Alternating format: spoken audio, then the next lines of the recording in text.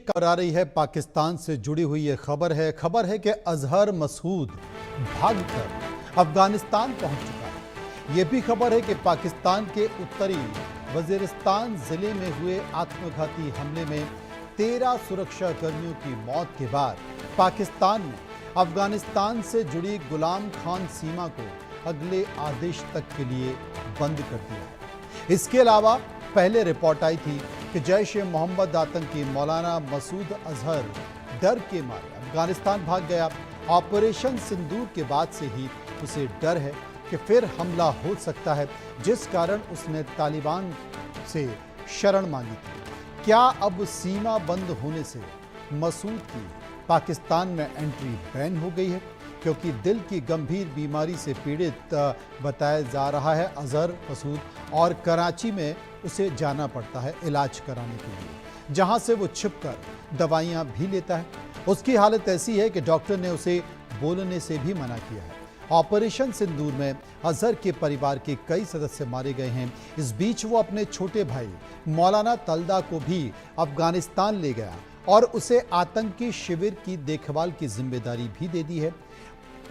पाकिस्तान अच्छी तरह जानता है कि भारत अब चेतावनी नहीं बल्कि सीधी कार्रवाई करेगा। तो क्या यह मान लिया जाए कि मसूद अजहर डर गया है? वो खूंखार आतंकवादी है, भारत में कई आतंकवादी घटनाओं को अंजाम दे चुका है, या फिर से कोई नाटक नौटंकी या ऐसी कहानी बनाने की कोशिश की जा रही है जो कि आतंकवादियों के साथ मिलकर पाकिस्तान बनाता रहता है। अजय जांड्याल इस वक्त हमारे साथ जुड़ गए हैं, उन्हीं के पास चलेंगे। अजय, हकीकत क्या?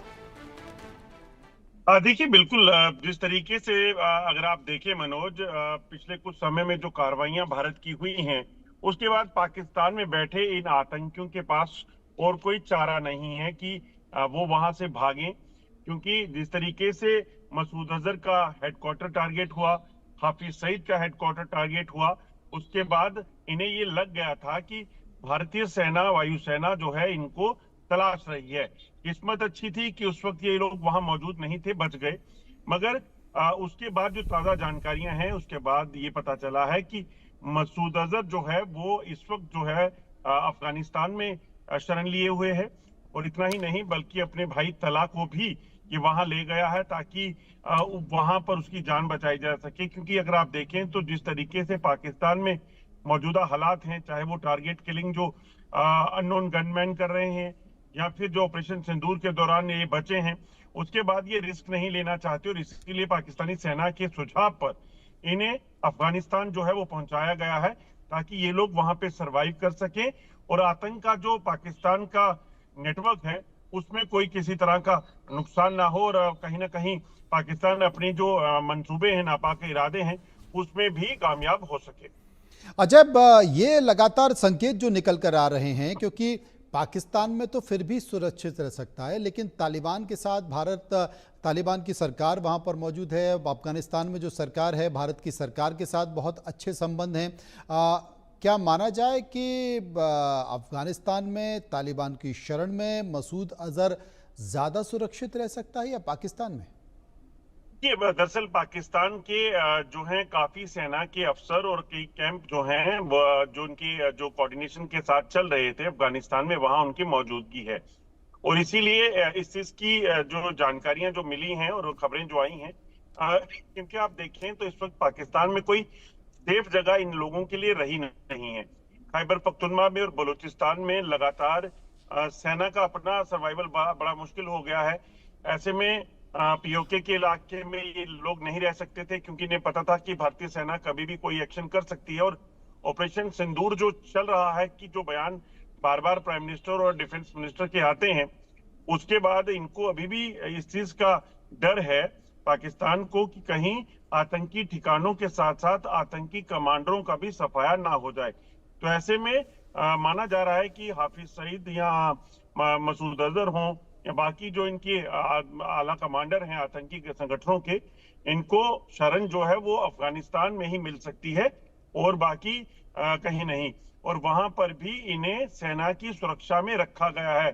आपको ये भी बता दूं कि हाफिज सईद हो, मसूद अजहर हो, या फिर बाकी जो आतंकी कमांडर इस वक्त पाकिस्तान में बचे हुए हैं, वो लोग भी सेना की प्रोटेक्शन में रहते हैं, ना कि अपने जो लोग हैं उनके साथ ये नहीं रह पा रहे हैं। हाँ अजय, बिल्कुल सही कहा, लेकिन एक बात और पूछना चाहता हूं, यह भी कहा जा रहा है कि वो दिल की गंभीर बीमारी से जूझ रहा है मसूद अजहर। उसको दवाइयों की जरूरत पड़ती है, डॉक्टरों की देखरेख की जरूरत पड़ती है, और यही कारण है कि उसने अपने भाई तालदा को आतंकी कैंपों की जिम्मेदारी दे दी। देखिए, बिल्कुल अगर आप देखें तो जिस तरीके से पहले हाफिज सईद बीमार हुआ था, अस्पताल में काफी समय रहा, और उसके बाद हाफिज सईद की जो एक्टिविटीज होती थी वो कम हो गई, और उसकी जगह उसके बेटे तला सईद ने जो है वो इस कमान को संभाला। तला सईद हो, सैफुल्ला हो, ये तो जो है वो सामने आए जिनको जिम्मेदारियां दी गई। मगर उसके साथ साथ जो मसूद अजहर की बात की जाए तो मसूद अजहर ने भी अपने भाई को जो है इस चीज की जिम्मेदारी दी है, और इसके लिए पूरी ट्रेनिंग जो है उसको दे दी गई है। ट्रेनिंग, खैर ये लोग खुद चीजों को बेहतर समझते हैं, क्योंकि ये लंबे अरसे से आतंकवाद के इस नेटवर्क को चला रहे हैं। तो इसलिए इसने मसूद अजहर के भाई को भी इसकी जिम्मेदारी जो है वो दे दी गई है। और मसूद अजहर जो है वो डॉक्टर्स की निगरानी में रहता है, क्योंकि उसे 2 बार, जो पिछले 1 साल में 2 बार उसे कार्डियक अरेस्ट जो है वो आ चुका है। तो ऐसे में इस चीज की आशंका है कि मसूद अजहर जो है वो ज्यादा बीमार है, और इसी वजह से उसे पाकिस्तान से भी दूर रखा गया, ताकि यहाँ पर अगर कहीं निशाना बने तो कोई इमरजेंसी बने तो वो कहीं चर्चा में ना आ जाए। आपको याद होगा ऑपरेशन सिंदूर के दौरान तमाम जो बड़े आतंकी कमांडर थे इनको अंडरग्राउंड कर लिया गया था, क्योंकि भनक पाकिस्तान को ये लग चुकी थी कि पाकिस्तान में जो हमला होने वाला है वो पाकिस्तान में आतंकी ठिकानों पर होगा, सेना के ठिकानों पर या एयरफोर्स पर नहीं। मगर जब पाकिस्तान के आतंकी ठिकानों पर हमला हुआ तो पाकिस्तान ने उसके बाद जब भारतीय सिविलियन इलाकों को टारगेट करने का प्रयास किया तो उसकी जवाबी कार्रवाई में उनके जो डिफेंस थे, उनके एयरफोर्स के ठिकाने थे, उनको नष्ट किया गया था।